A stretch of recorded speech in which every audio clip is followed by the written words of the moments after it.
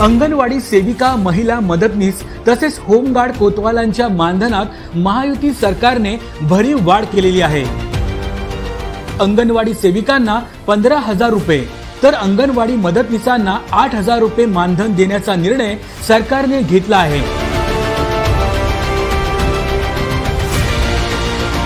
यामध्ये ज्या अंगणवाडी सेविका लाडकी बहीण योजनेचे अर्ज भरतील त्यांना प्रोत्साहन भत्ता देखील दिला जाणार आहे।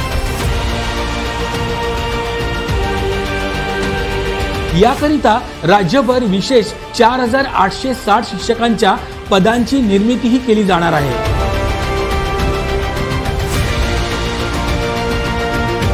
तर अंगणवाडी मदतनीसांना दरमहा 8,000 रुपये मानधन देण्याचा निर्णय झाला आहे।